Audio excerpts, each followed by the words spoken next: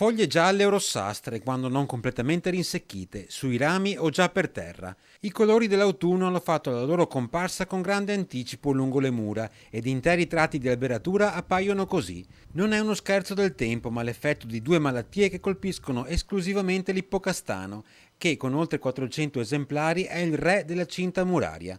A minare la sua salute da ormai diversi anni è un insettino responsabile della cosiddetta cameraria, che scava delle gallerie nelle foglie e ne provoca insecchimento e caduta.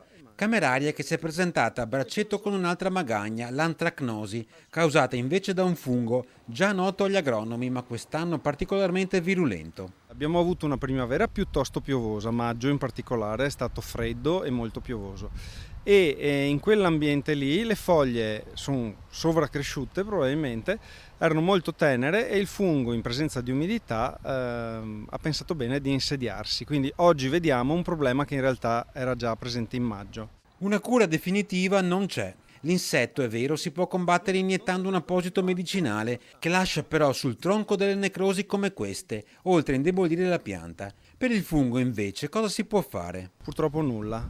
Il rame e i prodotti suoi fratelli anche di sintesi che sono efficaci contro i funghi sono dei veleni anche per la pianta stessa, quindi il rischio è di ammazzare il paziente nel tentativo di salvarlo. Sostituire tutti gli ippocastani con altri alberi non si può, ci sono vincoli e sarebbe troppo oneroso, sia in costi che nei tempi. Più saggio invece pianificare un'adeguata manutenzione e la periodica sostituzione delle piante più compromesse. Mantenerli sani, quindi attraverso le potature, attraverso la fertilità di suolo, possiamo dare dei benefici, ma non esiste la cura da bacchetta magica purtroppo. Tanto vale prenderne atto e consolarsi ammirando lo strano decorso della malattia. Le chiome, ormai completamente secche come questa a Ponte Dante, spremono le ultime energie dell'estate per una seconda fioritura, regalando un supplemento di primavera a settembre.